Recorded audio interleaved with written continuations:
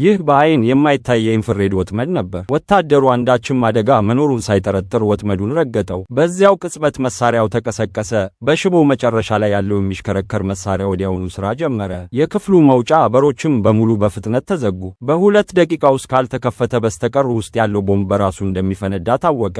በውስጥ የታገተውን ካፒቴን ለማዳን የቡድኑ አባላት የተለያዩ ሙከራዎችን ቢያደርጉም አንዳቸውም አልተሳኩም። በደርዘን የሚቆጠሩ ጥይቶችን በተከታታይ ቢተኩሱም ጠንካራውን መስታወት መስበር አልቻሉም። ብቸኛው አማራጭ የመክፈቻውን የይለፍ ቃል ማስገባት ብቻ ነበር። ነገር ግን ሰዓቱ እያለቀ ነበር። የቡድኑ ዋና የኮምፒውተር ጠላፊ እንኳ በዚህ አጭር ጊዜ ውስጥ ምስጢሩን መስበር አልቻለችም። ሁሉም ተስፋ ቆርጦ ካፒቴኑ ሲፈነዳ ለማየት በዝግጅት ላይ ሳሉ ዶክተሩ አንድ የምስራች ይዞ መጣ።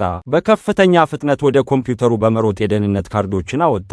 በመጨረሻዋ ሰከንድ ላይ የይለፍ ቃሉን በማስገባት የማጥፊያ ፕሮግራሙን አቆመው። ካፒቴኑንም ከሞት አተረፈው። ነገር ግን ደስታቸውን ሳይጨርሱ ጠላፊዋ በላቦራቶሪው ውስጥ በርካታ ሕይወት ያላቸው ነገሮች መኖራቸውን በኮምፒውተሯ አየች። ይባስ ብሎም ከእነዚህ ፍጥረታት አንዱ በከፍተኛ ፍጥነት እንደሚንቀሳቀስና ግድግዳን እንኳ ሰንጥቆ ማለፍ እንደሚችል ታወቀ።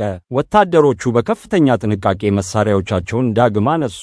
ይህ ቦታ መጀመሪያውኑ የቫይረስ ፍሳሽ ያጋጠመው የምርምር ማዕከል ነበር። ይህ ልዩ የጦር ቡድንም የተላከው ፍለጋና ማዳን ለማካሄድ ነበር። ከገቡ በኋላ ግን በሕይወት የተረፈው ዶክተሩ ብቻ መሆኑንና ሌሎቹ ሰራተኞች በቫይረሱ መሞታቸውን አረጋገጡ። ስለዚህ ሁኔታውን ለማጣራት ወታደሮቹ ሙሉ ትጥቃቸውን ይዘው ወደ ላቦራቶሪው መግቢያ አመሩ።